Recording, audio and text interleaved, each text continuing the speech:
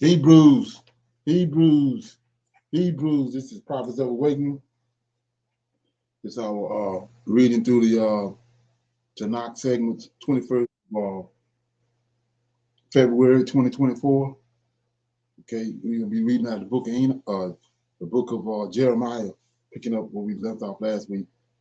Okay, you can go to our YouTube channel, The Prophets of Awakening. Check out our videos. We have a lot of videos, over 900 that you can go through, go over, and get some meat out of. Okay, and like I said before, we changed our time that we come on live is from 7 to 9 on Tuesday nights, and it's 7 to 9 on Wednesday nights, 7 to 9 on Thursday nights for our Women's Advanced Bible Study night, and then on Friday nights we're on Clubhouse, and it's from 7 to 9 Central Time. Then we come back on Saturdays for two Shabbat classes, one in the morning from 10 to 12 noon Central Time, and then we come back and close out the Shabbat at 7, from 6 to 7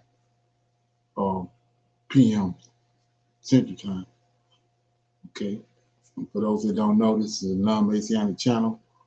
We deal with the Tanak and the Torah, or Tanak being the Old Testament, so-called Book of Remembrance, and the Torah is the first 5 books of the Tanak that was given to Moses by the Lord of Hosts to bring him up to par from the beginning of creation until he was born and he arrived at Mount Sinai, Mount Horeb. Shalom and welcome to the channel, and welcome to our reading through the Tanakh segment. We're going to do our normal, which is a moment of silence, a prayer. We read the Psalms, then we have some current events, little need to know information. We'll open it up for some questions and comments, Q&A, and a little dialogue. Then we'll start reading out of the book of Jeremiah, pick up where we left off the last couple of Wednesdays. We've been dealing with Jeremiah. So we'll pick up with that, read some of that, and break it down. And we'll close out. Okay, this moment of silence for the Lord of Hosts and all that he's doing to bring about our prophesied deliverance in these last days. Oh Lord, we come before thee at this day bow down, honoring you and praising you and believing in you. And we thank you for your wisdom and your knowledge that you have poured out upon us. And through your prophets, you have revealed the times that we as Jacob's children would endure the tribulation. Keep us, O Lord, guide us and deliver us. We see you now within the Holy Scriptures, O Lord, and we trust you, O Lord, with all our heart and our soul. Keep not thy silence any longer, but shine forth on our enemies with thy great power and thy great glory. Peace be unto you. Okay, so with that being said, I'll read the Psalms.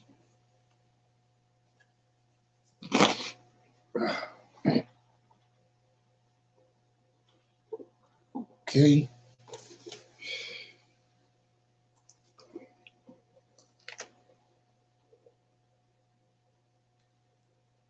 Okay, I'm gonna read Psalms 31.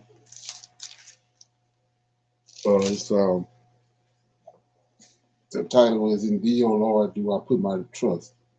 It's the Psalm of David. It says, "In Thee, O Lord, do I put my trust. Let me never be ashamed. Deliver me in thy righteousness.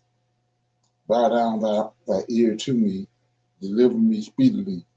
Be thou my strong rock, for a house of defense to save me.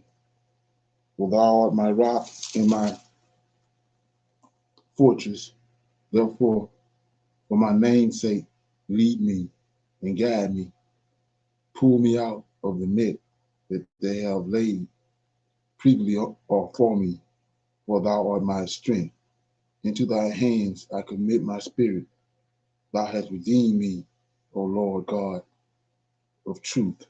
So we see right here, just one of the JC words that they got from David in Psalms 31.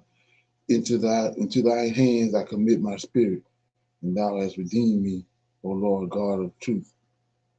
I have hated them that regarded thy lying vanities, but I trust in the Lord. I will be glad and rejoice in thy mercy, for thou hast considered my trouble. Thou hast known my soul in adversities, and hast not shut me up into the hands of the enemy. Thou hast set my feet in a large room.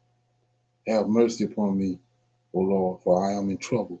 Mine eyes is consumed grief, yea, my soul and my belly, for my life is spent with grief, and my tears with sighing. My strength faileth because of my iniquity, and my bones are consumed. I was a reproach among all mine enemies, but especially among my neighbors, and a fear to mine acquaintance. They that did see me without fled from me. I am forgotten as a dead man, out of mind. I am like a broken vessel. For I have heard the slander of many. Fear was on every side. While they took counsel together against me, they devised to take away my life. But I trusted in thee, O Lord. I said, thou art my God. My times are in thy hand. Deliver me from the hand of my enemies and from them that persecute me. Make thy face to shine upon thy servant. Save me for thy mercy's sake, and let me not be ashamed, O Lord, for I have called upon thee.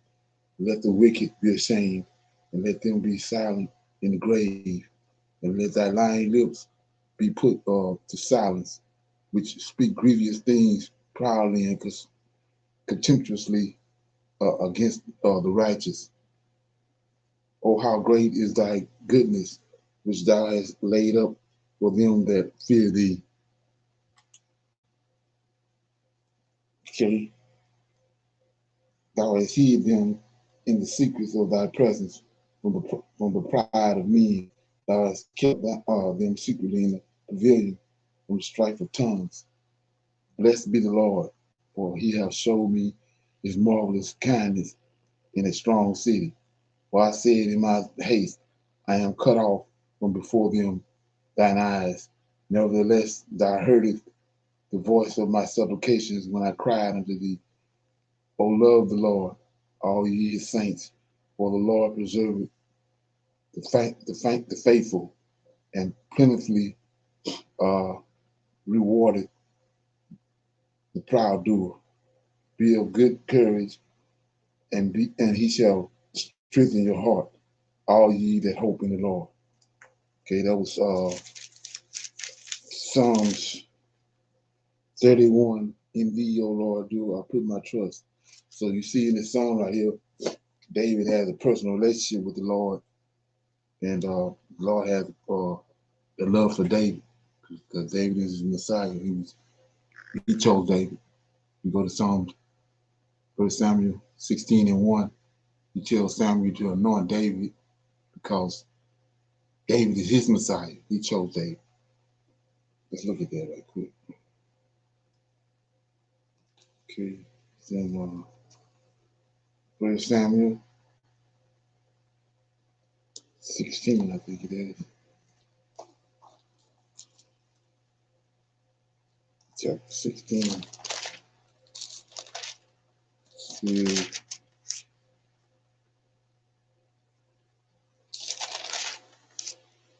Chapter 16, verse 1 Samuel 16:1. And the Lord said unto Samuel, how long wilt thou mourn for Saul, seeing I have rejected him from reigning over Israel? Remember, the Israelites chose Saul. They chose Saul. Find that horn with oil and go. I will send thee to Jesse the Bethlehemite, for I have provided me a king among his sons. And Samuel said, how can I go? If Saul hear, he will try to kill me. And so we see right here, based on the words out of the scripture, he tells us that he chose David for himself because of David's heart. Okay. Any comments on that? Okay, we'll go to some current event.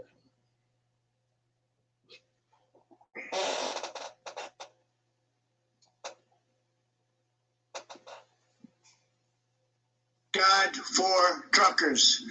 That'll be our theme. Thank God for truckers.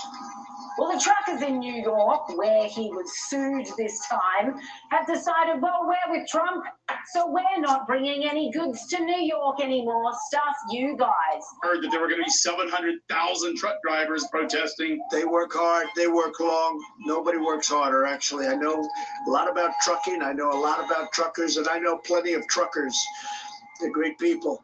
This is getting wild because Texas is still trucking illegal aliens into New York like it's a thriving business. The truckers are like, well, we're not bringing goods anymore. So you've got no goods coming in via these truckers, and you've got piles of illegal immigrants just still like, hey, you guys vote Dem here? Do you love this kind of thing? You're a sanctuary city. On you go then. More migrants for you. It's creating the most volatile situation right under our nose. The best prayer to attract wealth begins when you understand that the strongest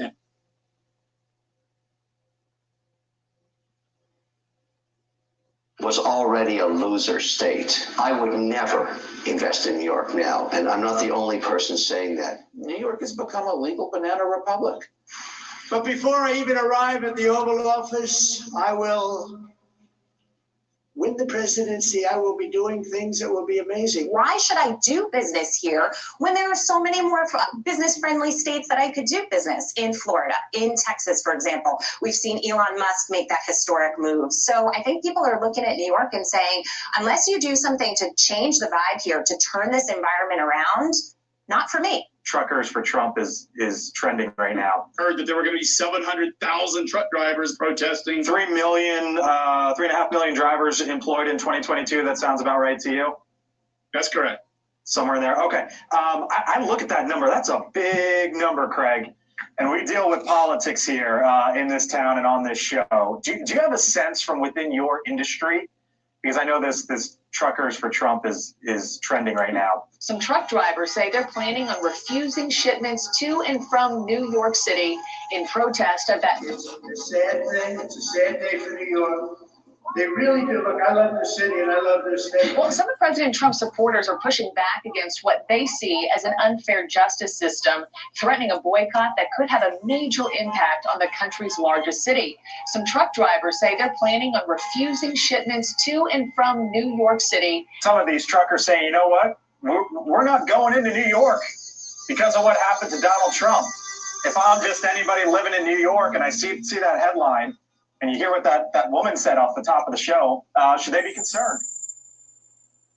Dwayne, what could this boycott do to prices, not just in New York, but for all of us across the country?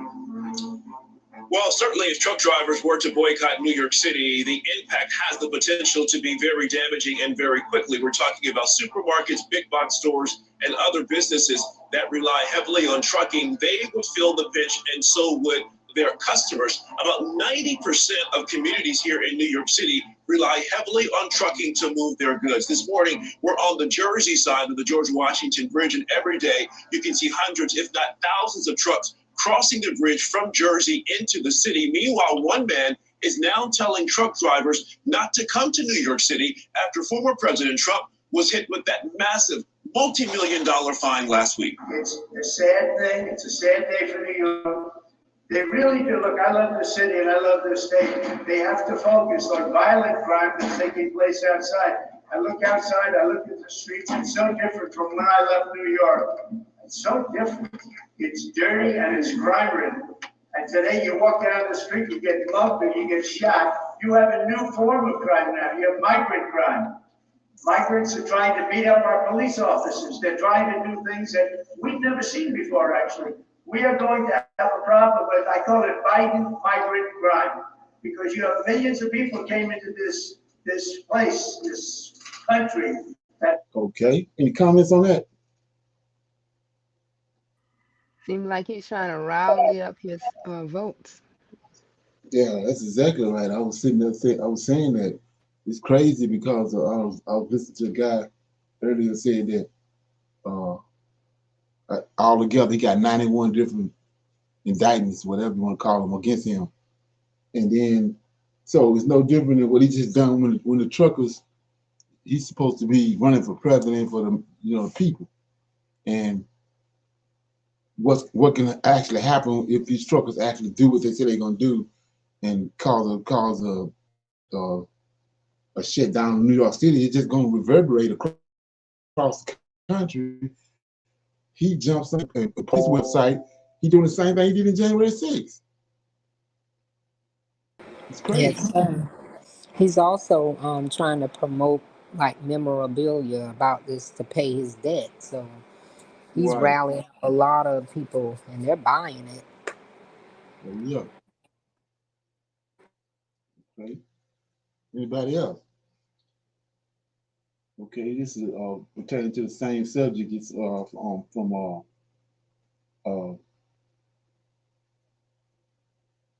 this is from the African Diaspora Channel.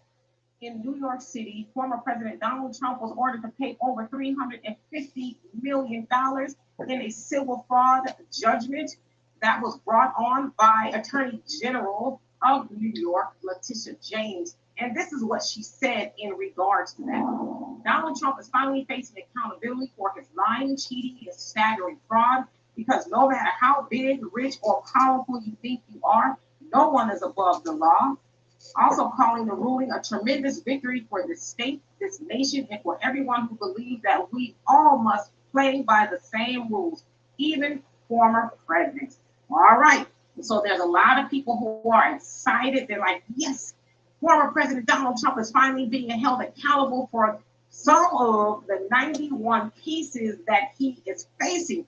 However, on the other hand, there are some people who are not happy about it. Check it out.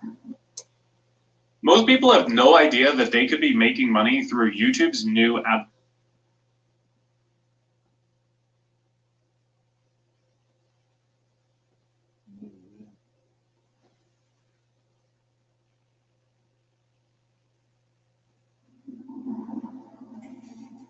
Hey, folks, your old pal Chicago Ray.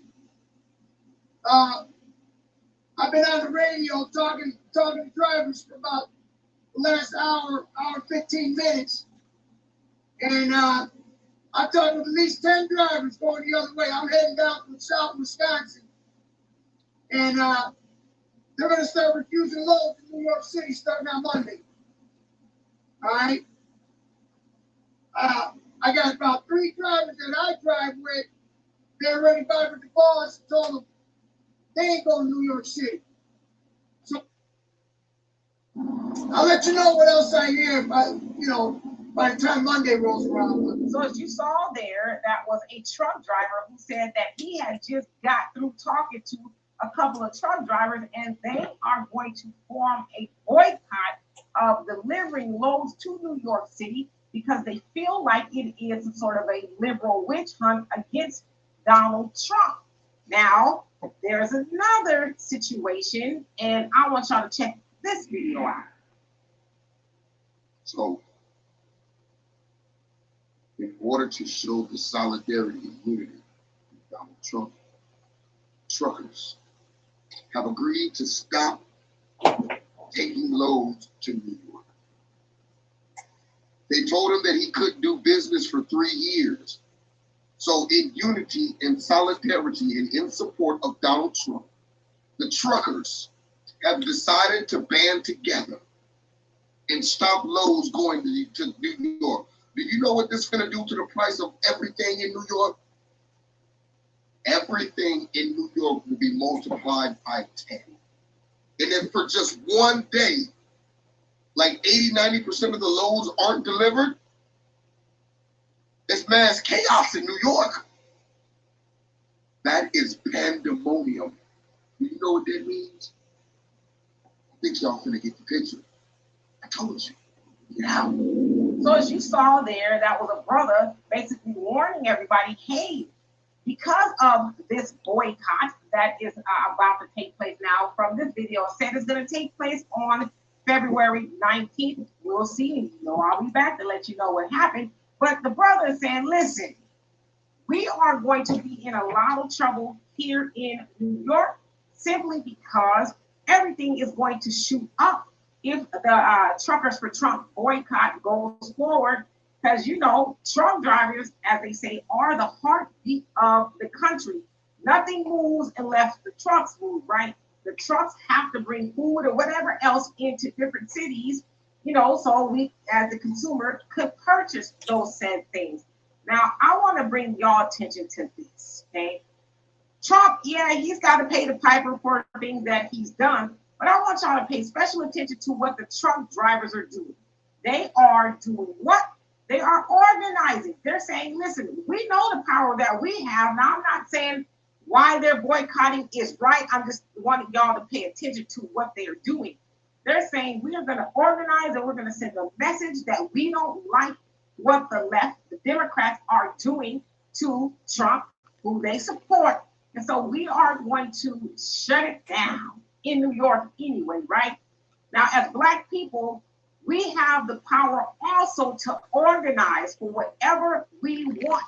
And if we would only organize like those truck drivers and everybody else around this country who say, you know what, we don't like what's being done to A, B, C, or D, so we're going to shut it down. If we did that, we also could get some results. Now, the brother said that even if they boycott for one day, it could have tremendous results. Now, we have heard that a lot in regards to Black people because we do spend a lot of money here in America. We know that we see about $1.3, $1.7 trillion in the Black community every year. However, we don't keep that. We give about 97% of that away. Now, keeping in mind, if we were to say, hey, you know what? As Black consumers, we don't like that we don't have a hate crime bill. We don't like that we don't have reparations. We don't like that police reform is not beneficial to Black people. So we are going to shut it down, right? Let's say for a day or 2 days.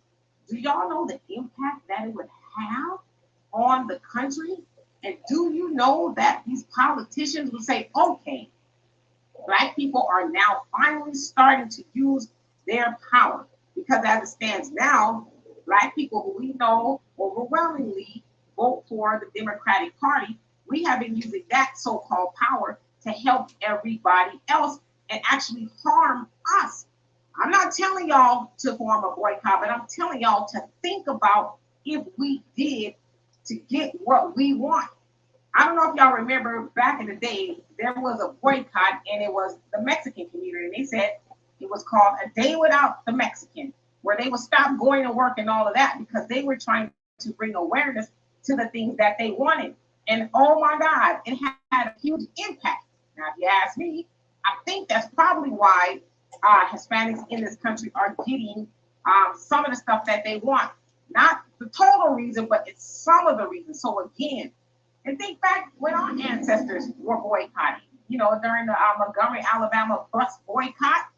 Yeah, it took, a little over a year to get it done. Got it done. Now, I want to talk about that. That also helped stabilize our community as well, because we had Black bus companies too. But I think y'all get the point of the power that we still have in this country, only if we use it. So, okay, any comment on that? Shalom. The first part of it with the truckers not coming into New York, I think it was 2 years ago where they had stopped the people in Canada. The truckers did not want to come into the United States, so they were boycotting coming into the United States. Now, about 3.5 years ago, if it was 3, could be 2, they were saying for New York to get bug out bags, and that they were predicting that this was going to happen, that they were not going to have enough food coming into their state. They need to get, and they was giving children, along with the COVID thing, but they were giving children food to take home with them. They were saying that they need bug out bags to have. Well, Trump has put in place, when he was in office, called the Blue Box. The Blue Box is like a survival kit for I think 7 days or something like that. You can look it up. It's called the Blue Box. And um, so now here we are with not, they're frightened. They're not going to have enough food, water coming in from wherever. And it could start riots and fights, just like they did with COVID, with the toilet tissue and the paper towels. It's going to be crazy. That's my, take on it. Okay. Anybody else?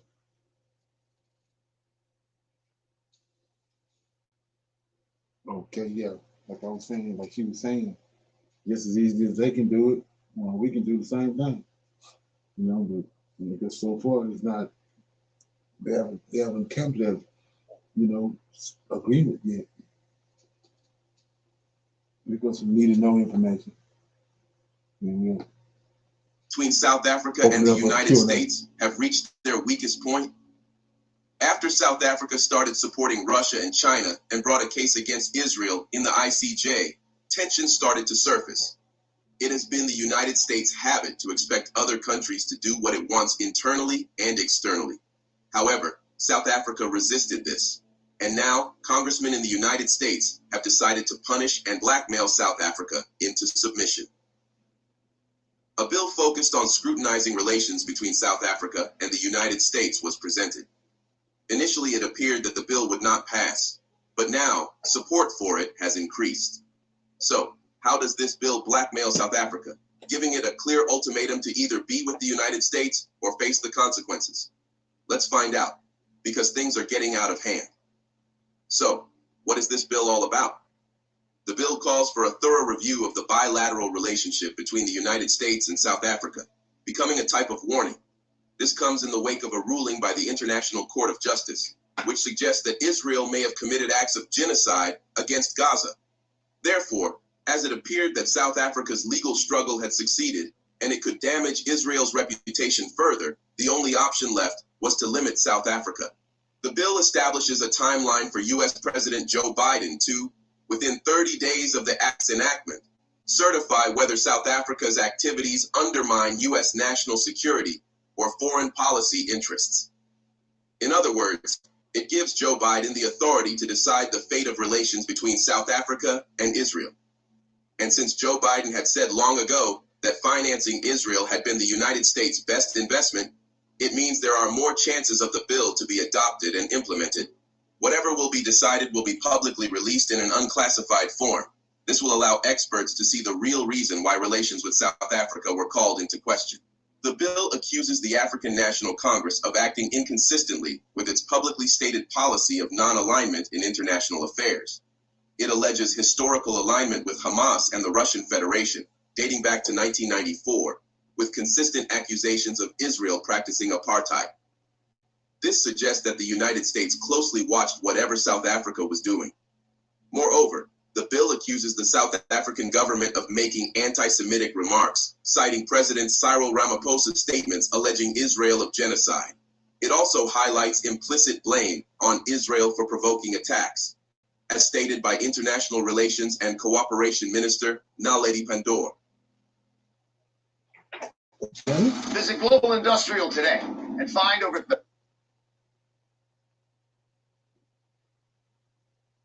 The bill focuses more on South Africa's legal actions against Israel, noting a politically motivated suit accusing Israel of genocide, filed in the International Court of Justice on December 29, 2023. It draws attention to South Africa's growing relationship with Russia, pointing to military and political cooperation instances.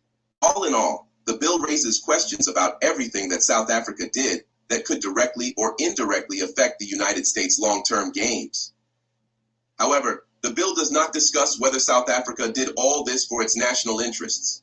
This is the selfishness that makes this bill more of a list of accusations than a carefully drafted legal piece.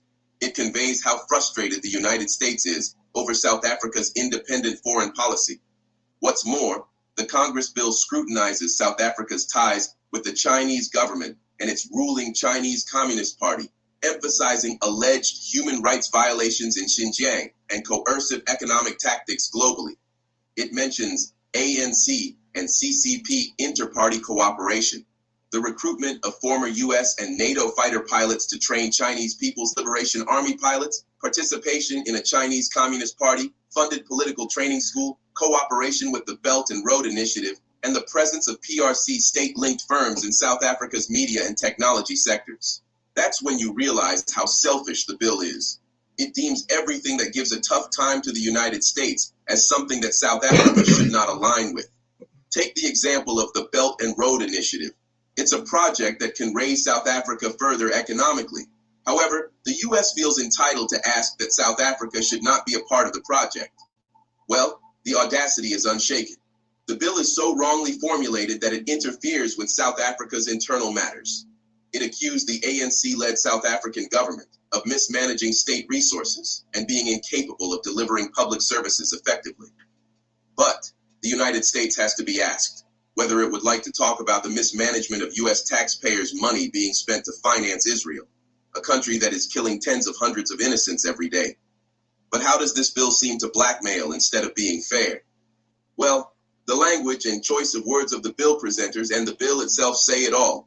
When introducing the legislation, Representative James said that the United States is South Africa's second largest trade partner, noting that 21% of South Africa's exports to the U.S. benefit from non-reciprocal duty-free trade status. In a clever tone, he said that South Africa has the right to choose its partner, as does the United States.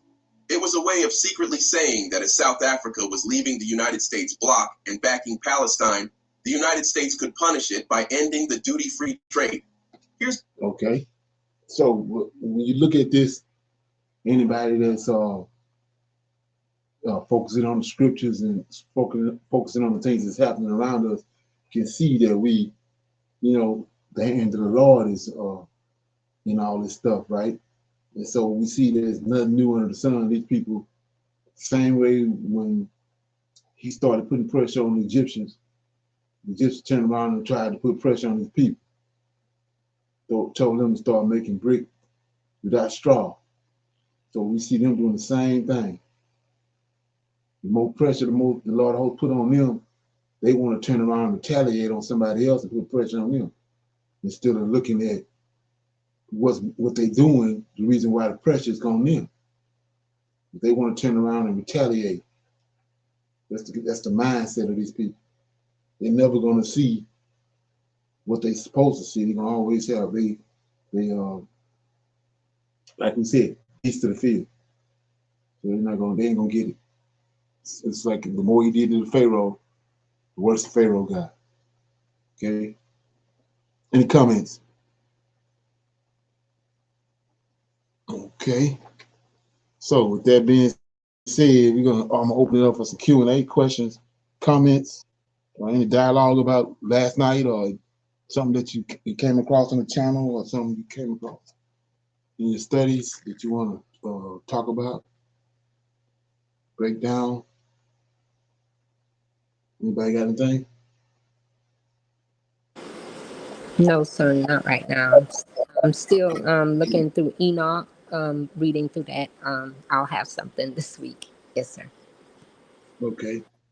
Yeah, so I don't know if anybody knows it or not, but we got another coup.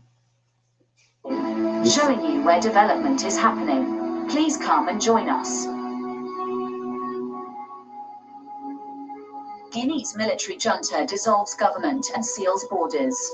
Guinea's military junta, which seized power in a coup in September 2021, has dissolved the government. The announcement was made through a presidential decree read on state TV on Monday by the presidency's Secretary General, Brig Gen Amara Kamara. Mr. Kamara did not disclose the reason for the dissolution or say when a new government will be put in place. Ministers in the dissolved government were ordered to surrender their passports and official vehicles. So you want to check that out. That's Ghana coup panic is Ghana, and it's another coup on the way. So when you look at it, you've got pictures are worth 1,000 words. Pictures worth 1,000 words. So you look at that, you see this guy right here that's behind this he wearing military clothes. He got the thing over his face and all that, just like Tory. These Israelites.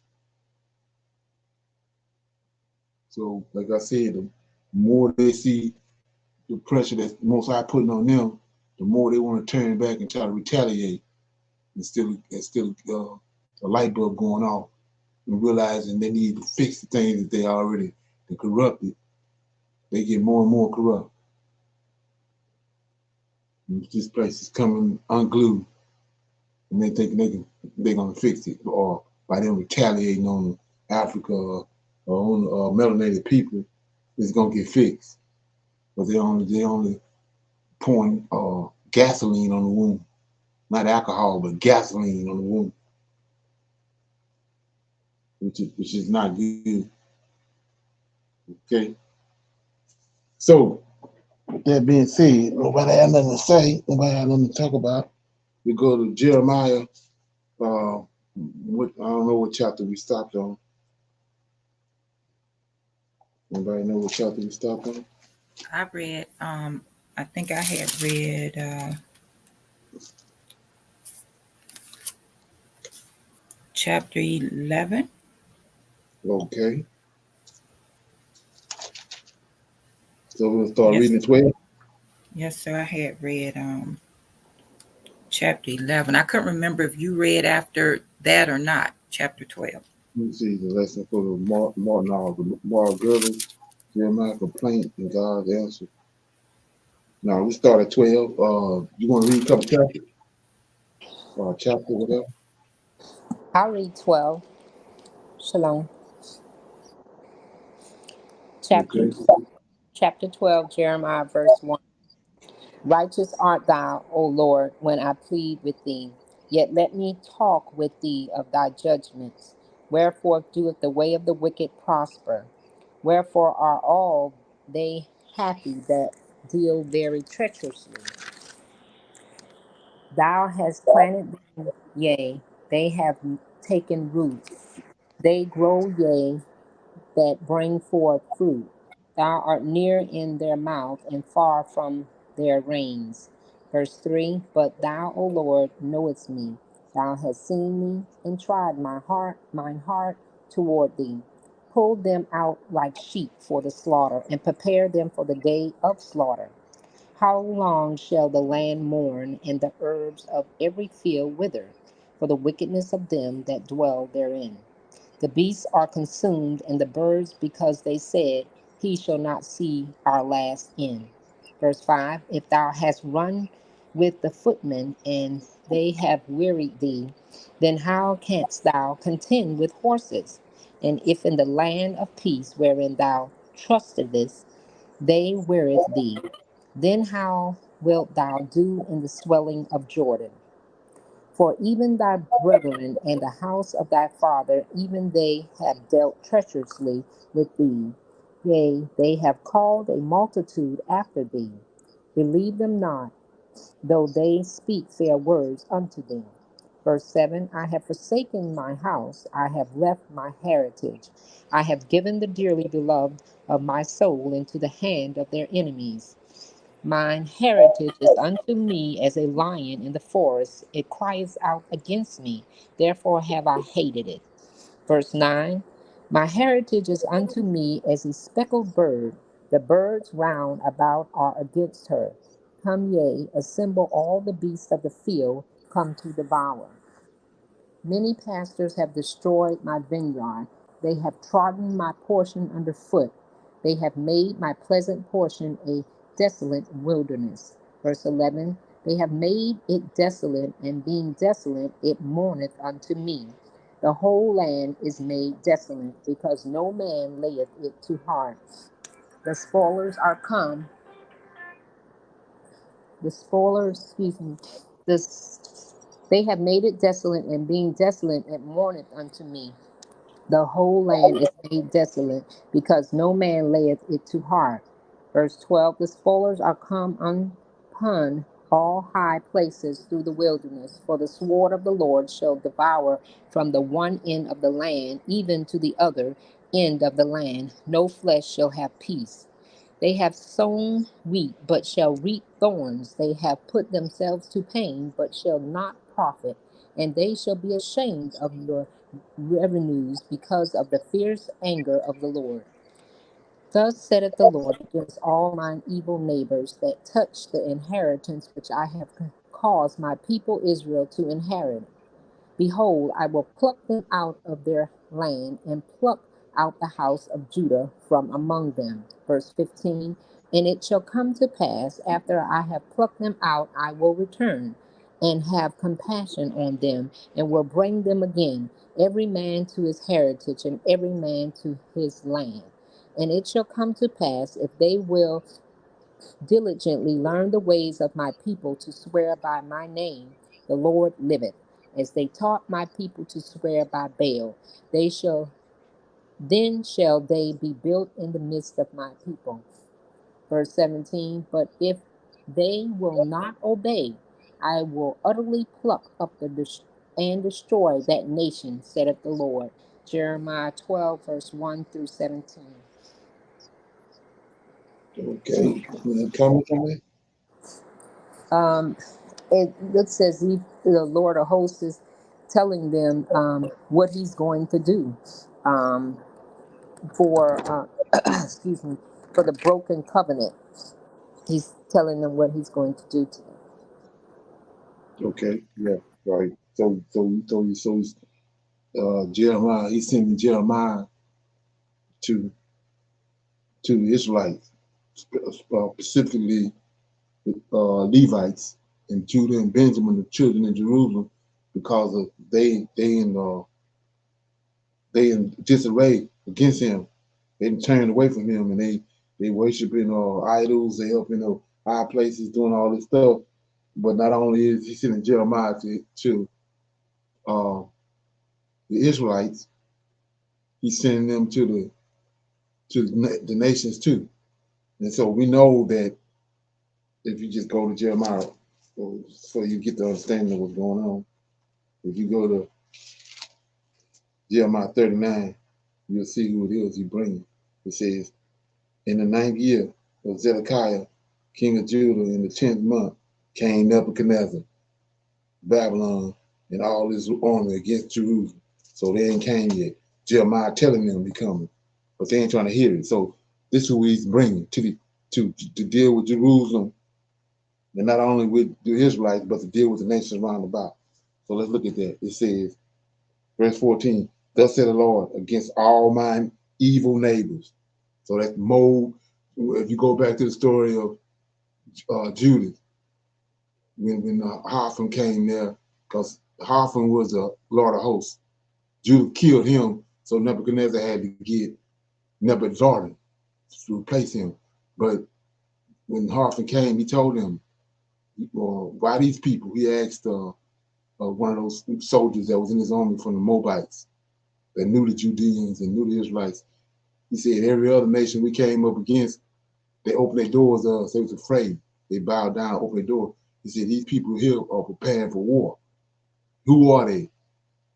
And the guy told him, he said, as long as they with their God, they good. But when they not serving their God, you know, you can take them. But if they are one with their God, you can't do nothing with them. So he telling them right here that not only he coming to judge Israel, but he coming to judge their neighbors too, because their neighbors got a problem with Israel. Let's read that. 14 says, thus said the Lord, against all my evil neighbors that touch the inheritance, the Israelites, hating on the Israelites, which have caused my people Israel to inherit. I call my people the land of Canaan. Say, behold, I will pluck them, check it out, I will pluck them out of their land. He's gonna take Israel out of their land, pluck out the house of Judah from among them, and it shall come to pass after that I have plucked them out. I will return and have compassion on them, and I will bring them again, every man to his heritage and every man to his hand. So this is 70 years. He's gonna take them out, pluck them out, and he did that using Nebuchadnezzar. Nebuchadnezzar, that's in Jeremiah 25, the good and the bad feed. He took the Israelites, Judah and Benjamin, and took them out and took them to Babylon. Just took them out from among all the drama and put them in, and then put them in Babylon, but he said, after 70 years, I'm going to bring them back. So we see that right there, 15. And it shall come to pass after that, after I take them out with Nebuchadnezzar, that I pluck them out, I will return and have compassion on them, and I will bring them again, every man into his heritage, the 12 lots, and every man to his land. And it shall come to pass, if they will diligently learn the ways of my people, right, and swear by my name, the Lord liveth, as they taught my people to swear by all. That's up in the high places. These neighbors around him taught them how to, Baal worship, sacrifice their children and all that. Then shall they be built in the midst of my people. Talking to the people around them, because Nebuchadnezzar rounded up a bunch of them just as well as he rounded up the Israelites. See, but if they will not obey, I will utterly pluck up and destroy that nation, said the Lord. So we see right here, when you look at the narrative, it's Jeremiah is being sent to the Israelites because they turned away from the Lord of hosts, worshiping other gods and sinning all over the place. So he's sending Jeremiah to pretty much give him a warning, but we know they didn't heed to it. So he brought Nebuchadnezzar. I was reading in 39. Nebuchadnezzar came just like and did everything Jeremiah said. Okay. Somebody got something else they want to talk about on chapter 12? When you say pluck out some to go one place and then pluck the other ones out to go Babylon, at that time was Babylon pretty much doing wrong? No, he's using Babylon. Okay. We go back to 2 Samuel. He told David that he was going to pass away, but your son, your seed out of your loins is going to always be a son on your throne, even after you died, and I'm going to be their father, because he's the eternal being. He said, you're going to die and be God to be your father, but your lineage is going to continue to be on your throne, and I'm going to be their father. And if they do wrong, I'm going to bring these wicked nations upon them. So he's the one So behind he gave them the prophecy before the prophecy happened there. Right. Son. Yes, sir. So he's giving them opportunity because he's a righteous God. He sent a prophet to tell them, I see what you're doing. You need to straighten it out. If you don't straighten it out, I'm going to bring these people upon you, and they're going to overtake you. And that's what Jeremiah told him. Nebuchadnezzar was coming. And like I said before, he's not talking. You can't go to Jeremiah and try to put that in today's terms. Because he's talking to Jeremiah talking about Nebuchadnezzar, the people from out of the north, is going to come to Jerusalem because of what our forefathers were doing. Yes, sir. Okay. Yeah. So somebody want to read 13? Yes, sir. Shalom, everyone. Jeremiah chapter 13, the marred girdle. Thus said the Lord unto me, Go and get thee a linen girdle, and put it upon thy loins, and put it not in water. So I got a girdle according to the word of the Lord, and put it on my loins. And the word of the Lord came unto me and the word of the Lord came unto me the second time, saying, Take the girdle that thou hast got, which is upon thy loins, and arise, go to Euphrates, and hide it there in a hole of the rock. So I went and I hid it by Euphrates, as the Lord commanded me. And it came to pass after many days that the Lord said unto me, Arise, go to Euphrates, and take the girdle from thence, which I commanded thee to hide there. Then I went to Euphrates and digged and took the girdle from the place where I had hid it. And behold, the girdle was marred. It was profitable for nothing. 8. Then the word of the Lord came unto me, saying, Thus said the Lord, after this manner will I mar the pride of Judah and the great pride of Jerusalem. This is evil people which refuse to hear my word, which walk in the imagination of their heart, and walk after other gods to serve them and to worship them, shall even be as this girdle, which is good for nothing. 11. For as the girdle cleaveth to the loins of a man, so have I caused to cleave unto me the whole house of Israel, and the whole house of Judah, saith the Lord, that they might be unto me for a people, and for a name, and for a praise, and for a glory. But they would not hear. Therefore thou shalt speak unto them this word, Thus saith the Lord God of Israel, Every bottle shall be filled with wine, and they shall say unto thee, Do we not certainly know that every bottle shall be filled with wine? 13. Then shall thou say unto them, Thus saith the Lord, Behold, I will fill all the inhabitants of this land, even the kings that sit upon David's throne, and the priests and the prophets, and all the inhabitants of Jerusalem with drunkenness. And I will dash them one against another, even the fathers and the sons together, said the Lord. I will not nor spare, nor have mercy, but destroy them. Hear ye, and give ear. Be not proud, for the Lord hath spoken. Give glory to the Lord your God, before he calls darkness, and before your feet stumble upon the dark mountains. And while ye look for light, he turn it into the shadow of death, and make it gross darkness. 17.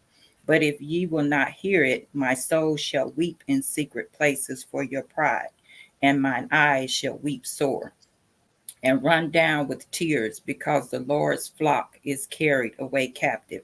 Say unto the king and to the queen, Humble yourselves, sit down, for your principalities shall come down, even the crown of your glory.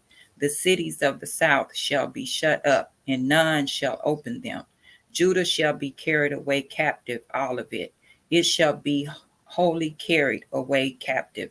Lift up your eyes and behold them that come from the north. Where is the flock that was given thee, thy beautiful flock? What wilt thou say when he shall punish thee? For thou hast taught them to be captains, and as chief over thee. Shall not sorrows take thee as a woman in travail? Verse 22. And if thou say in thy heart, Wherefore come these things upon me? For the greatness of thine iniquity are thy skirts, discovered heels made bare. Can the Ethiopians change his skin, or the leopard his spots? Then may ye also do good, that they are accustomed to do evil. Therefore will I scatter them as the stubble that passeth away by the wind of the wilderness. This is thy lot, the portion of thy measures from me, saith the Lord, because thou hast forgotten me and trusted in falsehood. 26. Therefore I will discover thy skirts upon thy face, that thy shame may appear. I have seen thine adulteries and thy nyings, the lewdness of thy whoredom, and thy abominations on the hills in the fields. Woe unto thee, O Jerusalem! Will thou not be made clean? When shall it once be? That was Jeremiah chapter 13. Okay, got any comments on that? Yes, sir. Speaking earlier, we have a choice on how we can respond to the Lord when He is speaking. We can either, you know, um, resist His word, or humble ourselves. So, as I was reading verse 15 and 16, that is what I was thinking about. And then I also have a question over here. 13 and 23. Can the Ethiopian change skin, or the leopard his spots? Then may ye also do good that are accustomed to do evil. So is that he's saying like the Ethiopians cannot change their skin color, nor the leopards their spots? So is it like not expecting them to do good? It's like a natural, a secondary thing for them to sin and worship idols. Is that what that's in reference to? Well, he's saying that he made them a righteous nation. Okay. So I made the Ethiopian the way he looked, he can't change it. And I made the leopard with spots on him, he can't change that. And you a righteous nation, and why you ain't doing righteous? Like you're supposed to be. But we see they're not doing righteous. Right, exactly. Okay. Yes, sir. Okay. Yeah, so I want to go back. You got something else? No, I just wanted No, to sir. say I agree with Miss Michelle when she said that. I was thinking the same thing you were thinking, Miss Michelle. But thank you, Brother Leonard, for clearing that up. Right. So we go. I wanted to go back to 12 because I want to shine a light on something about. Okay, Isaiah 53. You see how they keep saying that, we got all these people in 2024, they want to say that that's suffering servant of Jesus. But we see right here, like I said, this is a template we're looking at. He always send a prophet to the Israelites when they out of hand. He sent because he's a righteous God, he sent the Israelites to them. So and he see them as one man because they came from one man. That's why he used the hymn. So we see right here in what was being read earlier in 12, he says, let me find it. He says, 3. But thou, O Lord, knowest me, thou hast seen me and tried mine heart toward thee. Pull them out. Look at that. Pull them out like sheep for the slaughter and prepare them for the day of the Lord. That's Israel, right? The men of Judah. That's the men of Judah and Israel. He said, sheep to the slaughter. So let's go to Isaiah 53 right quick. Right? And he says over in Isaiah 53,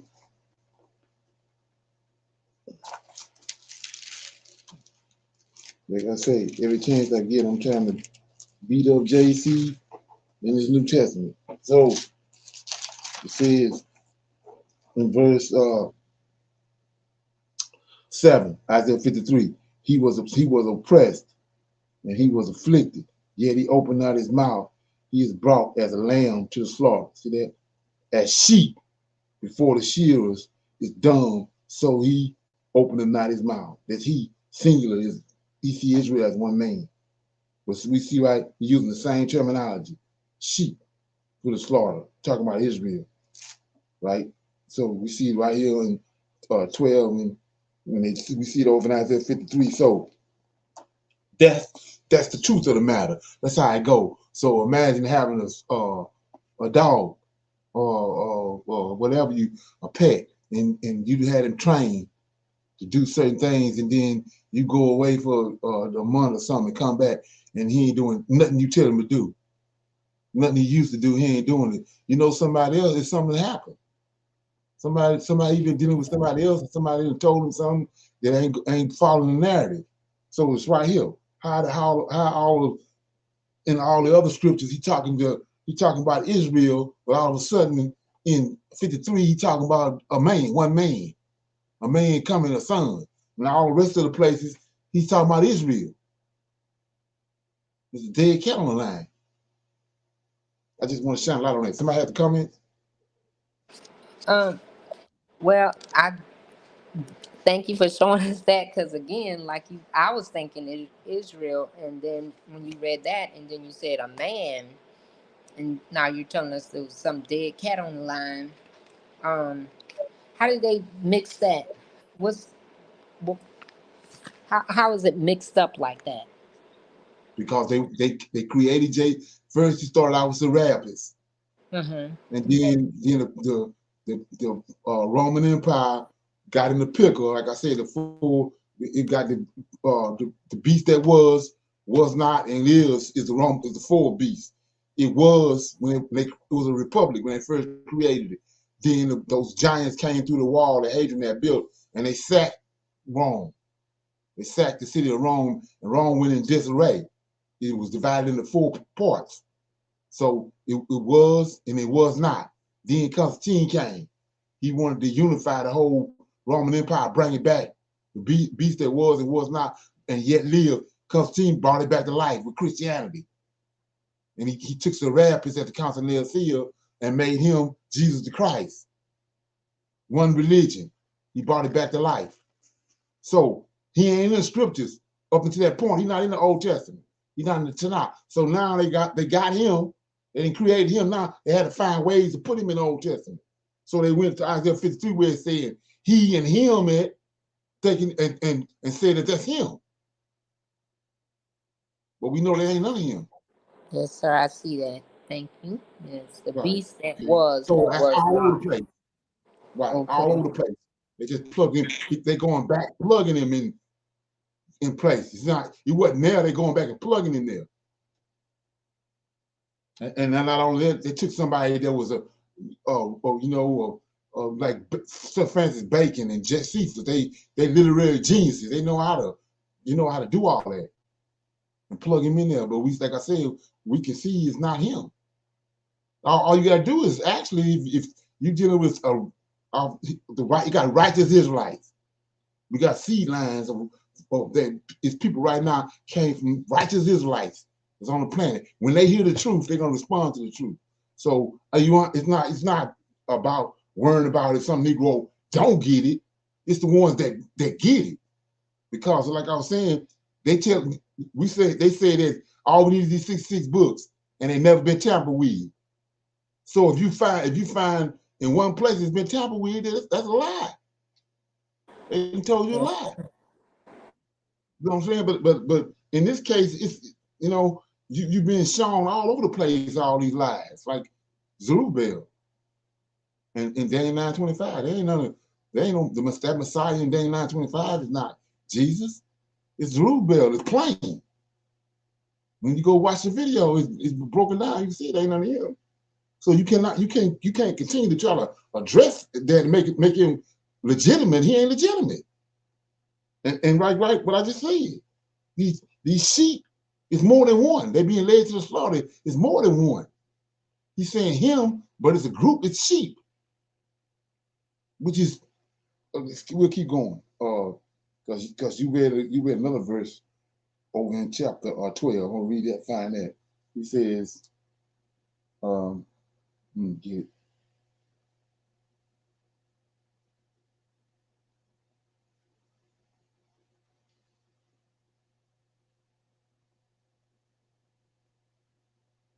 Yeah, I'll let somebody else find it while I keep on going. But he said flock. He mentioned the flock. So we know that's Michael, right? And he got the flock. So that's why he's using sheep, being there to slaughter, because he got a flock. He's a shepherd. 13 and 20, Brother Leonard. 13 and 20. Lift up your eyes and behold them that come from the north. Where is the flock that was given thee, thy beautiful flock? Right. Yeah, that's it. Right. So that's what I'm saying right there. So we see right there, that's the flock. He's saying that's why he's using sheep. That's why he's using sheep right here in Jeremiah. That's why he's using sheep in Isaiah. So you're dealing with Israelites over here in Jeremiah. You're dealing with Israelites over in Isaiah 53. There ain't no damn son. It's just, the Israelites right here is Israelites in Jeremiah. I mean Isaiah. So anyway, I'm gonna go back to 13 now. So somebody had something? Okay, so you go to Jeremiah 13. Now he's talking about a girdle, right? And he says, thus said the Lord unto me, go and get thee a linen girdle and put it upon thy loins and put it in the water. So I got the girdle according to the word of the Lord. According to the word of the Lord, and came unto me, and they came unto me the second time. Take the girdle that thou hast got, which is upon thy loins, and arise and go to the Euphrates, hide it there in the hole in the rock, right? So I went and I hid it by the Euphrates as the Lord had commanded me. And it came to pass after many days that the Lord said unto me, arise and go to Euphrates and take the girdle from thence, which I commanded thee to hide to hide there. Then I went to the Euphrates, and I digged and took the girdle from the place where he had hid it. And behold, check it out. And behold, the girdle was marred and was profitable for nothing. So who this girdle representing? Judah, Benjamin, Levi, Israel, the southern kingdom. Now it's marred. He went in here, so it's representing Israel, right? So let's look at it like I was saying before. Now let's go back to Isaiah 53, right? I'm in Isaiah 53. So they want to say it's suffering servant. That was prophesied about the suffering servant coming and all this bull crap. Now, so I'm in Isaiah 52. That's leading up to Isaiah 53. They say that it's this man is supposed to come a son. Isaiah 52, verse 53. Behold, my servant, Israel is a servant, shall deal prudently. He shall be exalted and installed and be very high. That's how he was when he created the nation of Israel. Now 14. As many were astonished at thee, singular, he's using them as one, because he's looking at it as one person. His vestige, the girdle, see that? His vestige was so more than any man, and his form more than some. That's men of Israel. Same thing with the girdle. Talking about the nation of Israel. Then he says, so shall he sprinkle. Who do the sprinkling? In the temple, Israelites. Ain't just one priest. You got a whole nation, you got a whole tribe of priests, a flock, like he said. So it's no different than this verse 14. As many were astonished that his vestige was so more, because he didn't brought drum on. But then 15, so shall he sprinkle many nations. The king, this at the end, when he get ready to bring us back. So shall he sprinkle many nations. The king shall shut their mouths at him. The Israelites, the Levites, all of them, the tribe, at him for that which he had not been told, because they took it out, shall he see. And that which they had not been heard, shall they consider. So that's what I'm showing you right there. So it's no different than those three verses before you go in Isaiah 53, talking about the nation of Israel and the girdle, the vestige, the girdle, same thing. Over here in Isaiah 13. Jeremiah 13, he says, I went to the Euphrates, 13 and 7. I went to the Euphrates and digged and took the girdle. That's the nation of Israel, is what it's representing. From the place where I had hid it, and behold, the girdle was marred. Same thing I read over there. Ain't no sun. It's talking about the nation of Israel. Marred. It was profitable for nothing. Just like over there. After he finished with us, we ain't profitable for nothing. Right? Thus said the Lord, after this manner will I mar the pride of Judah. See that? He's telling you who it is. I will mar the pride of Judah. The girdle is Judah.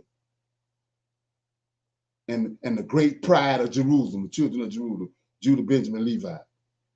This evil people, which refuse to hear my words, which walk in the imagination of their hearts, and walk after other gods to serve them and to worship them, shall even be as this girdle. See that?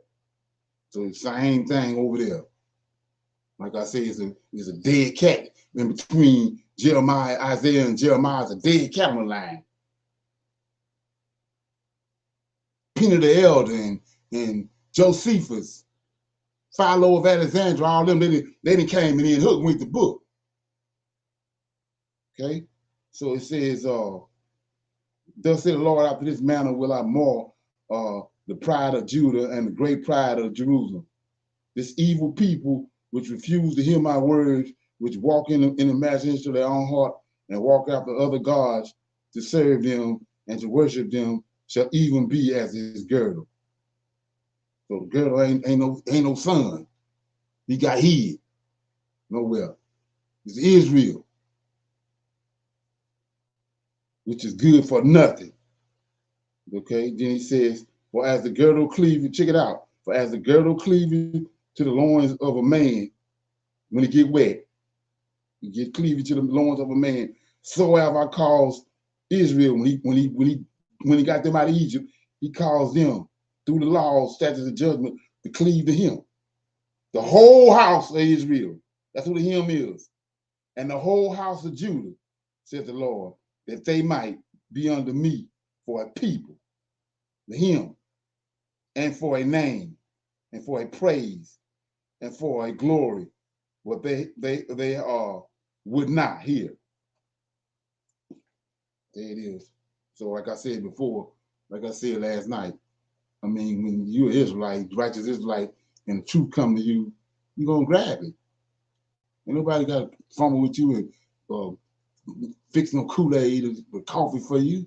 Hell, when the truth comes, you're going to see it, and you're going to gravitate to it. Especially now in these last days. Some ain't. If they don't, there's something wrong. Okay? It says, therefore, thus said the Lord, speak unto them this word, this word. Thus says the Lord God of Israel, every bottle shall be filled with wine, and they shall say unto thee, do we not certainly know that every bottle shall be filled with wine? Then shalt thou say unto them, thus says the Lord, behold, I will fill all the inhabitants of this land, even the kings that sit upon David's throne. I just said that in 2 Samuel. He said, I'm gonna be their father. David gone. David ascended to his fathers, gathered to his fathers. Now he the father now. He says, even the kings that sit upon David's throne, the priest. They go to the priest. That's the civil servant. And the prophets and all the inhabitants of Jerusalem are with drunkenness. He's telling you exactly who it is. And I will dash them one against another, even the father and the son together with, says the Lord, and I will not pity, nor spare, nor have mercy, but destroy them. And we looking at this, like I said before, it ain't nothing different than when they was in Egypt. They was putting foot in the Israelites in Egypt. They putting foot in them right here. They putting foot in us right now. Where the damn sun come from? Crazy. So anyway, 23. Can the Egyptian change? We read that. So 25 says, let me see what 20 says. Yeah, 20 says, lift up your eyes and behold them that come from the north. That's what I was telling you about. So you can't jump up and use this for today. He talking about Nebuchadnezzar. He says, lift up your eyes and behold them that come from the north. Who? Nebuchadnezzar, the Chaldeans. Where is the flock that was given thee, thy beautiful flock? What wilt thou say when he shall punish them, Nebuchadnezzar? For thou hast taught them to be captains, and as chief over thee, they shall not sorrow. They shall not sorrows take thee as a woman in travail. So who is this he talking about? Like I said before, fast forward to Jeremiah 39. You can't take this right here over into the New Testament. Talking about flee from the north, the Russians. 39, the fall of Jerusalem.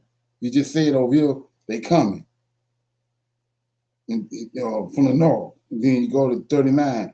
In the 9th year of Zedekiah, king of Judah, in the 10th month, came Nebuchadnezzar, that's the he, king of Babylon, and all his army against Jerusalem. And they besieged it, just like he told David. Those sons sitting on the throne and they don't do right, I'm going to bring the strength of the men, strength of the nations upon them. He did it with Nebuchadnezzar. He did it with the Philistines. He did it with Cyrus.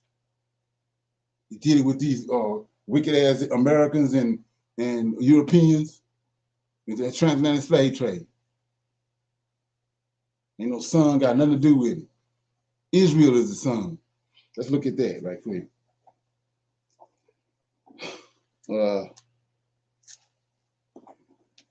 Like I said, who you gonna listen to?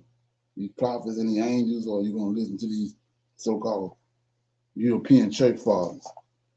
So it says, let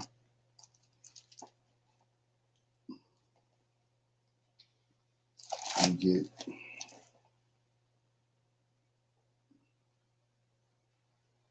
Hosea chapter 11. It says, chapter 11. When Israel, nation of Israel, was a child, singular, then I loved him, singular, and called my son out of Egypt. Like I was telling you, they coming back, they backtracking. They came and got our records. They concocted this God at the council near Seal. Now they come back here and boom, they light right on this. When Israel was a child, then I loved him and called my son out of Egypt. This is the son that's in Egypt. But then they come with JC coming out of Egypt. But this is the son that was in Egypt with the 400 year captivity in Genesis 15. He went and got Moses like he did right here with Jeremiah. At the time, he got Moses and called his son out of Egypt and brought him to the land of Canaan. We just saw when we told David, I'm the father.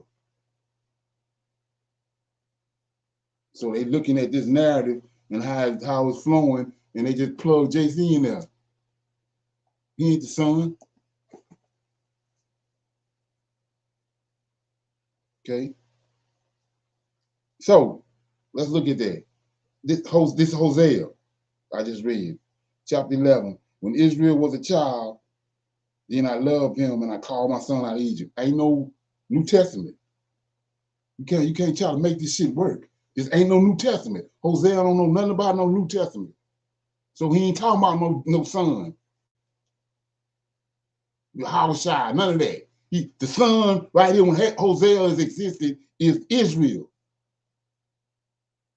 You can't make that work.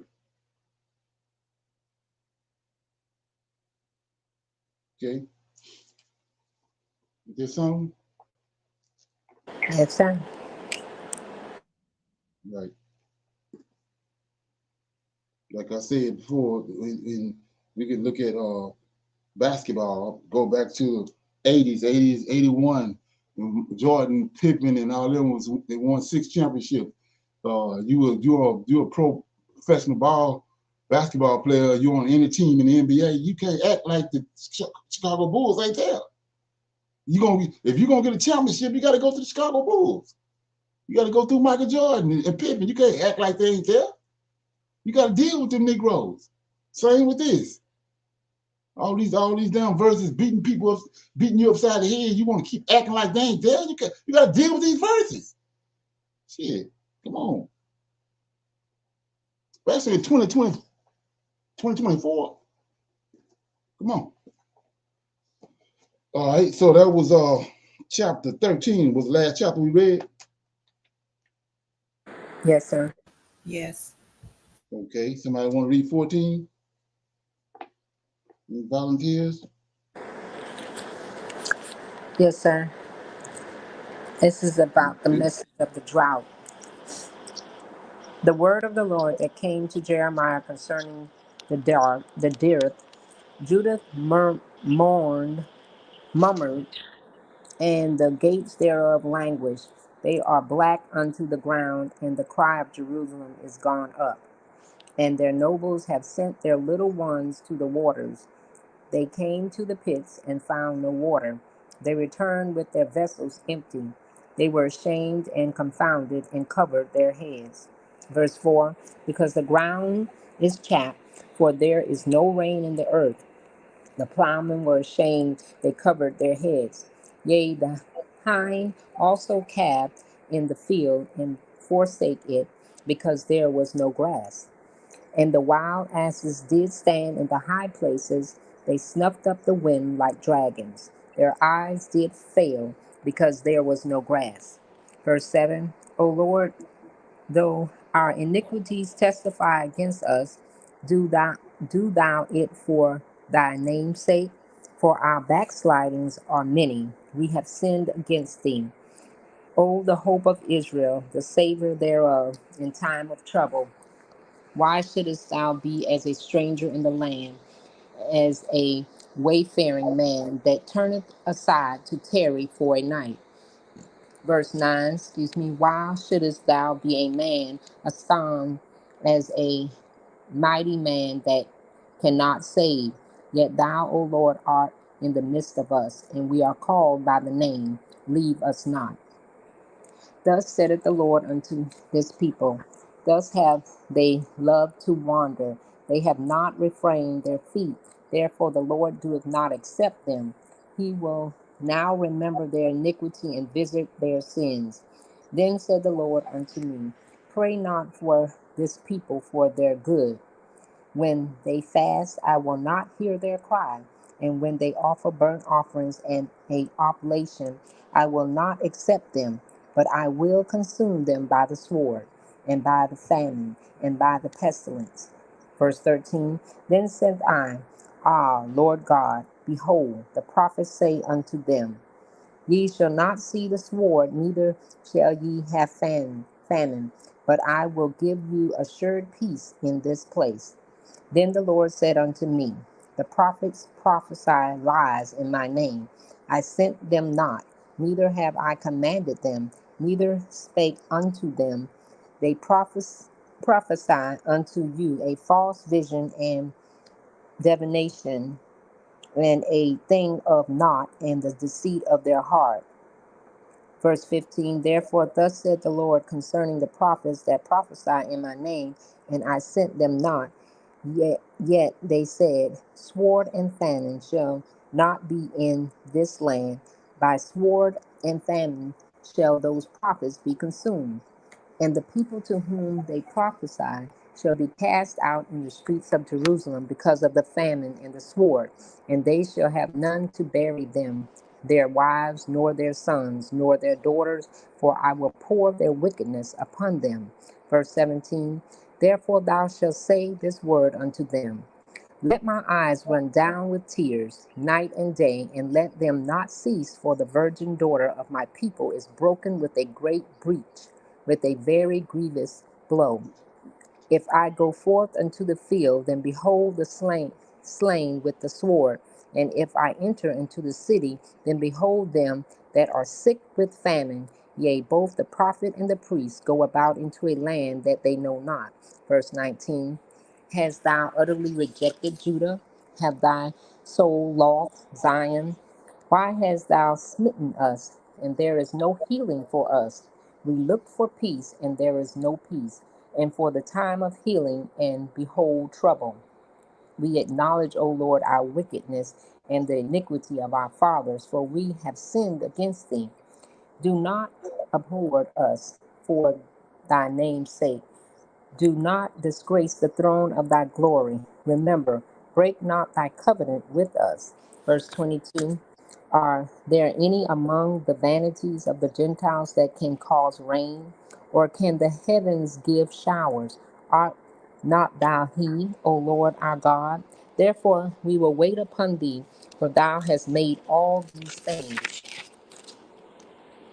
That's Jeremiah 14, verse 1 through 22.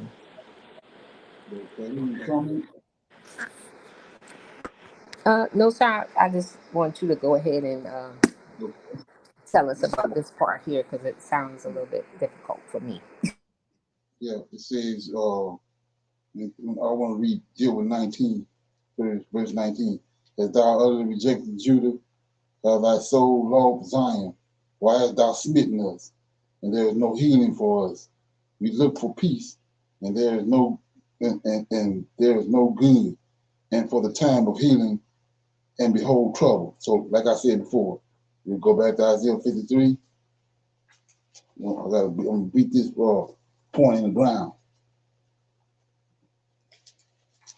So our time pretty much done ran out. And so I'm just, okay.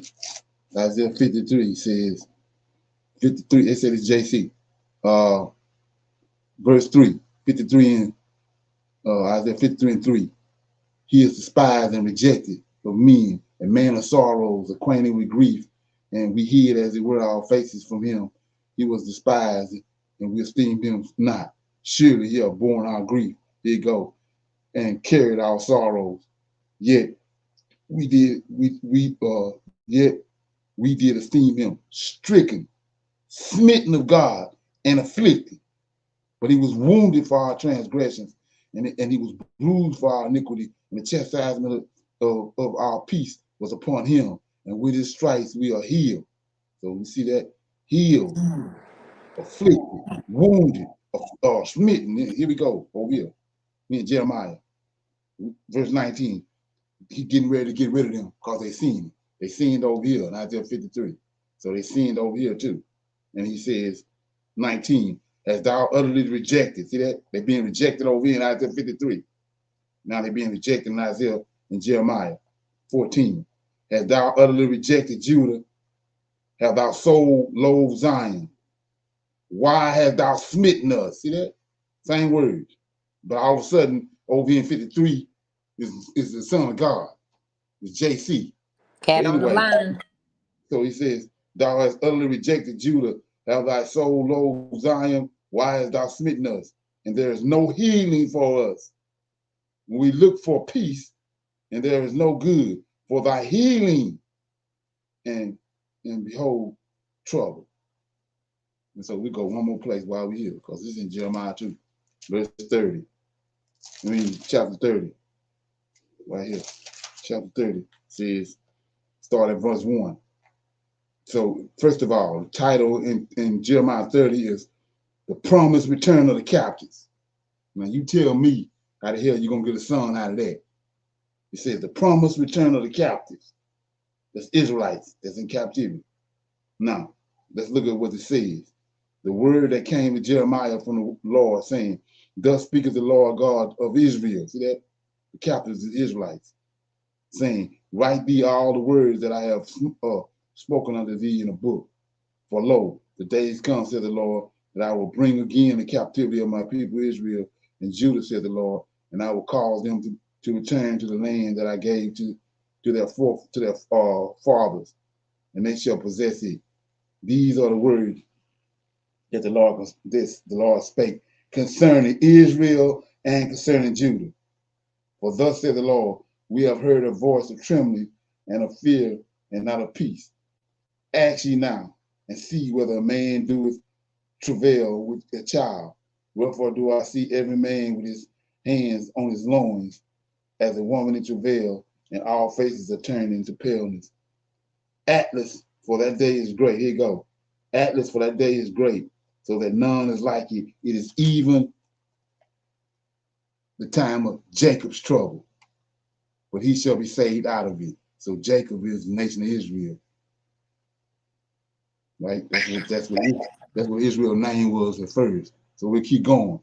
For it shall come to pass in that day, saith the Lord of hosts, that I will break his yoke from off his neck, and I will burst thy bounds, and strangers shall no more serve themselves of him.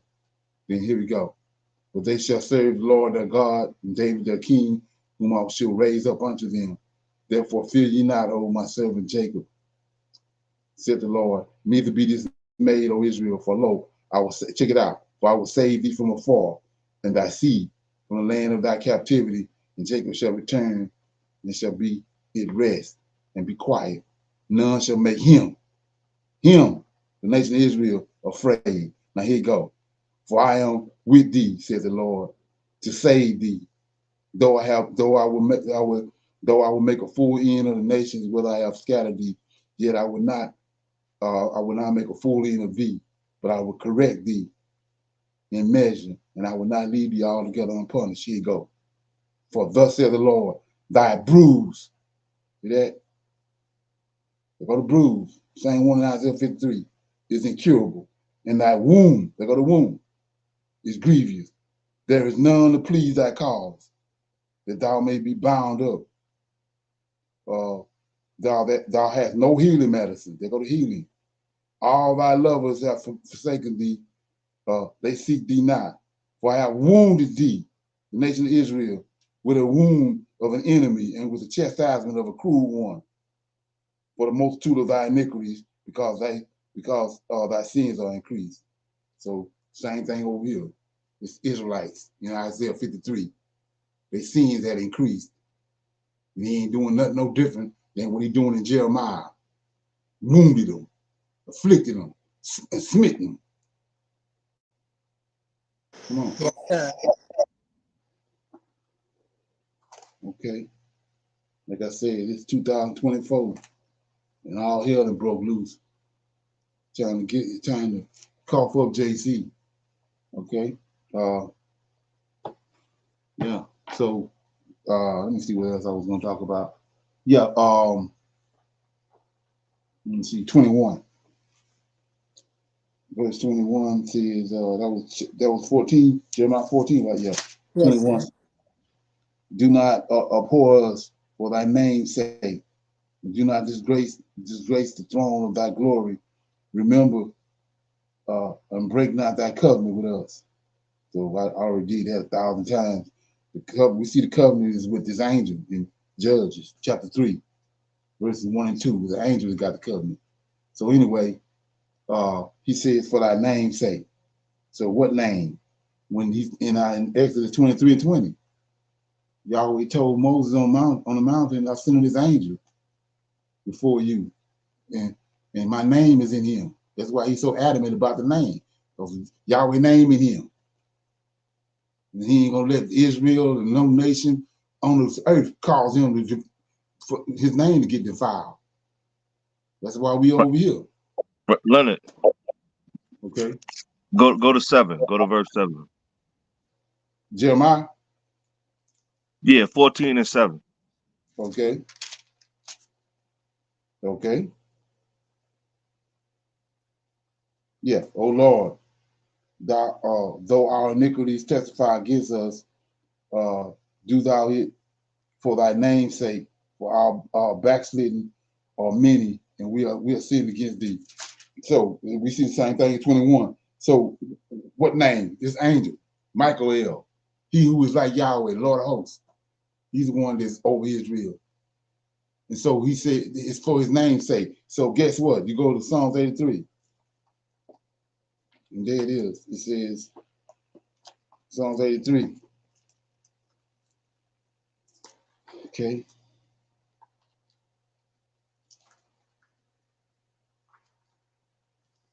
Like I say, you can't get no sign out of that. So Psalms 83, which is what the Lamb is right now, it says, Psalms 83, verse 1. Keep not thy silence, O God, and hold not thy peace. Be not still, O Lord, for lo, thy enemies make a tumult. They that hate thee have lifted up a head. They have taken crafty counsel against thy people. So who are the people? Israel. Nation of Israel is the people. And consulted against thy hidden ones. They have said, come, let us cut them off from being a nation, that the name of Israel may be no more in remembrance. What name? The name we just talked about. When the Lord of hosts told Moses, his angel gonna go in front of you. My name is in him. That's what it's all about. This who received Israel as an inheritance. This angel. And his name is you got Yahweh name in him. He who is like Yahweh. And it's all through these scriptures. You ain't gonna see it as long as you clenching on like the man said with the girdle. As long as you got a wet girdle on, you know, and you cling to the New Testament, you can't see none of this. Cling to JC. You can't see it. No sooner than you cough him up, then the scriptures open up. Okay. So yeah, that was chapter 14, right? Yes, sir. Okay, I'm gonna read 15. Let me get it.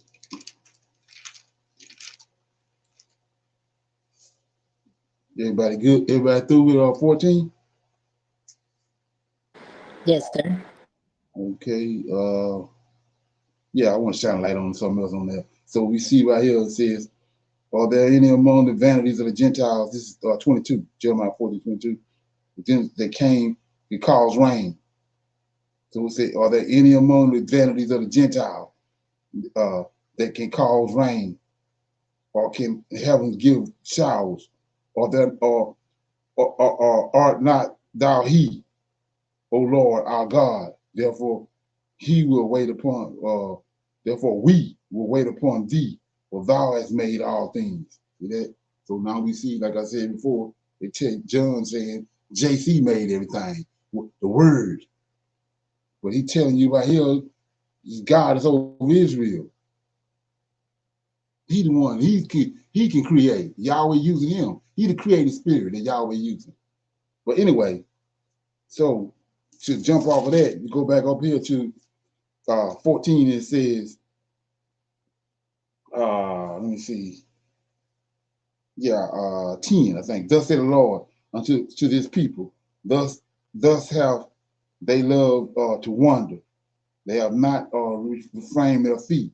Therefore the Lord doeth not accept them. He will now remember their iniquity and visit their sins. So how do we do that?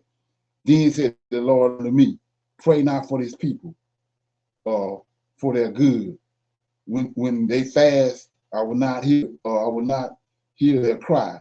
And when they offer burnt offerings and oblations, I will not accept them, but I will consume them by the sword and by famine and by pestilence. So this is another backdoor understanding to Daniel. Desert, when the time of desolation, Daniel 9:25, 26, 27, when he brought Israel to an end. He didn't want to hear shit we had to do no more. He didn't want us giving no more oblations, no more sacrifices. He made it desolate. Brought the nation of Israel to an end. Same thing right here. So he says, then he says, 13, then said I, Lord God, behold, the prophets said unto them, ye shall not see the sword, neither shall ye have a famine, but I will give you a sure peace in this place. We see that right now, wholesale, in the church house. They giving us bullshit ass prophecies that don't have nothing to do with us. So then the Lord said unto me, the prophets prophesying lies in my name, and send them, I sent them not, neither have I commanded them, neither spake unto them, they prophesy unto you false visions and divinations and things that are things of not, and deceit of their own heart. That's where we at. Like I said before, we wasn't no seminaries. Jeremiah, Isaiah, Hosea, Obadiah, they ain't go to no damn seminary. That's the very knowledge he told us don't deal with. Two types of knowledge. Okay. All right. So I'm in chapter 15, Jeremiah. Then said the Lord unto me, though Moses and Samuel stood before me, yet my mind could not be toward this people. Cast them out of my sight and let them go forth. And it shall come to pass that they say unto thee, whither shall we go forth? Then thou shalt tell them, thus says the Lord, such as from death to death, and such as from sword to sword, and such as from famine to famine, and such as for captivity to captivity. And I will appoint over them 4 kinds, says the Lord, the sword to slay, and the dogs to tear, and the fowls of the heaven, and the beasts of the earth to devour them. So these beasts of the earth is the 4 beasts Daniel talking about. Okay. And the people that consist of these 4 beasts, they beast. Okay. Verse 4. And I will cause them to be removed into all the kingdoms of the earth because of Manasseh, the son of Hilkiah, king of Judah, for that which he did in Jerusalem. For who shall have pity upon thee, O Jerusalem, or who shall bemoan thee, or who shall go aside and ask how thou do it? Thou hast forsaken me, said the Lord. Thou art gone backwards. Therefore will I stretch out my hand against thee and destroy thee. I am weary with repenting, and I will fan them with a fan in the gates of the land, and I will bereave them of children, and I will destroy my people, since they return not from their ways. Their widows are increased to me above the sands of the seas. I have brought upon them against the mothers of the young men a spoiler at noonday. I have caused him to fall upon it suddenly, and terror upon the city. That's Nebuchadnezzar in 39. Says, she have born 7 languishes. She have given up the ghost. Her son is gone down. Her son is gone down while it was yet day. She have been ashamed and confounded, and the residue of them will I deliver to the sword before their enemy, said the Lord.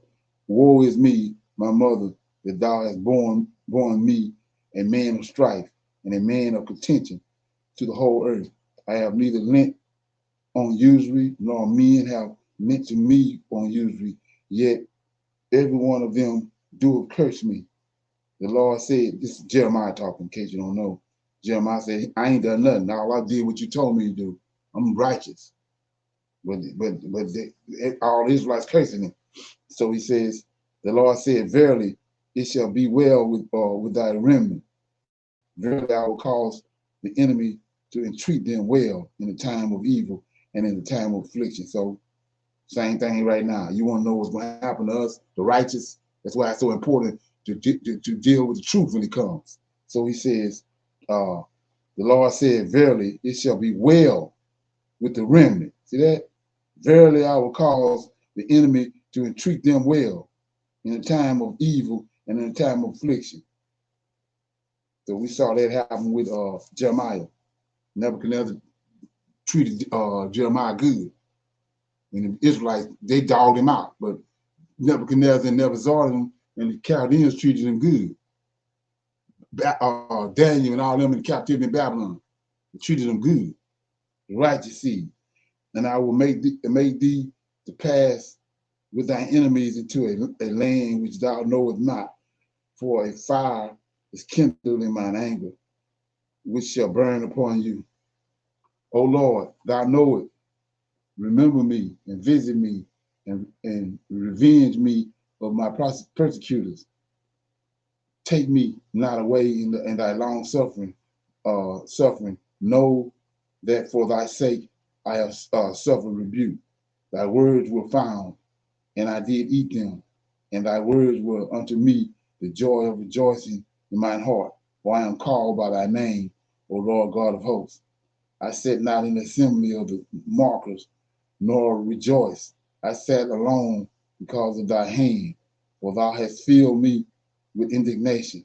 Why is my pain perpetual and my wound incurable, which refuses to be healed? Will thou be altogether unto me as a liar and as water that fails? So this is one of the things, like I said, I've been looking at. I know, like the men of Judah, Levi, you know, those men that he dealing with has a certain countenance about themselves and a fire that he puts in them. And you go back to our plight when we got over here on the transatlantic slave trade, and what happened over here, the kids, they were so incensed against the males, especially the dominant males, that the mother did everything they can to keep him from being an Israelite man, being a young lion. They did everything they could to keep them from being a young lion. But notice right here, it says, Jeremiah said, I said not in the assembly of the mockers, nor rejoice. I sat alone because of thy hand, the hand of the Lord on him. For thou hast filled me with indignation. So that's fire, indignation. That's not gonna come out comfortable. They ain't gonna come out nice. See that? So he says, why is my pain perpetual and my wound incurable, which refuses to be healed? Let me see if I'm in the right place. Yeah, refuse to be healed. Am I in the right place? Okay. Yes, sir. Okay, yeah. So he says, curable, which is refusing to be healed, will thou be altogether unto me as a liar and as water that is that fails. So you can't stand on the sideline and saying that why you talking like that. I was talking to some brothers last year, I think it was, and they kept on trying to tell me why am I talking the way I'm talking. You know what I'm saying? You offended. It's not. I'm not being belligerent or nothing. But you just got a problem with how the Most High how it's coming out, and you see that over and over again. People want to try to bridle the young lion. You know what I'm saying? Try to muffle him. Yes, sir. Okay? Yeah. So anyway, 19 said, therefore, thus says the Lord, if thou return, then will I bring thee again, and thou shalt stand before me. And if thou take forth the precious from the veil, thou shalt be as my mouth, and let them return unto thee, but return not thou unto them. And I will make thee unto this people a fenced brazen wall, and they shall fight against thee, and they shall not prevail against thee, for I am with thee to save thee and to deliver thee, said the Lord. And I will deliver thee out of the hands of the wicked, and I will redeem thee out of the hands of the terrible. So that last two verses is what so many people trying to figure out right now with us as a people, the remnant, is that we don't have nothing to worry about. Man, we see how all the hatred that was around Jeremiah didn't nothing happen to Jeremiah. All the hatred that was around Moses. Didn't nobody kill Moses? He took Moses when it was time to take him. Didn't nobody kill Jacob?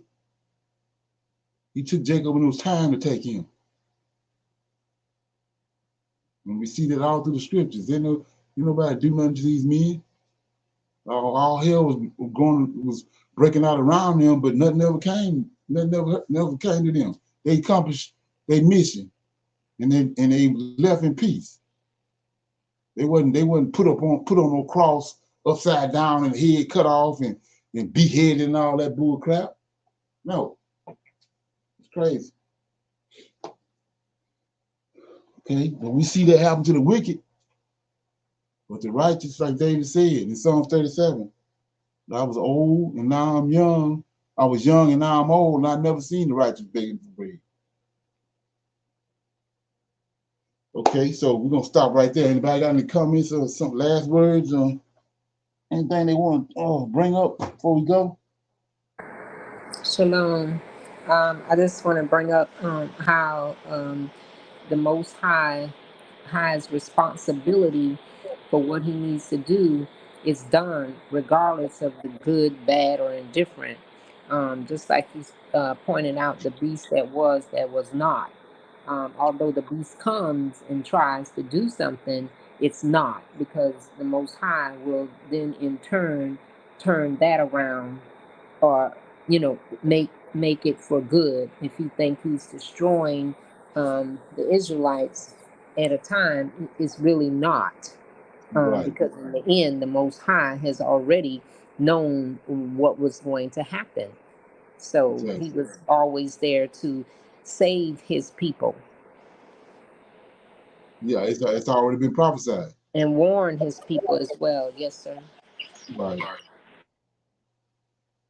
Anybody else got anything? Okay, what's up, Kenny Flowers? What's up with you? So with that being said, I want to say shalom to everybody. And like I said, our timeline and change is we come on at 7 now instead of 8. So back the time up a little bit, so people won't be up too late during the week. Okay, shalom. I'll see everybody tomorrow for our women's event Bible study. Shalom.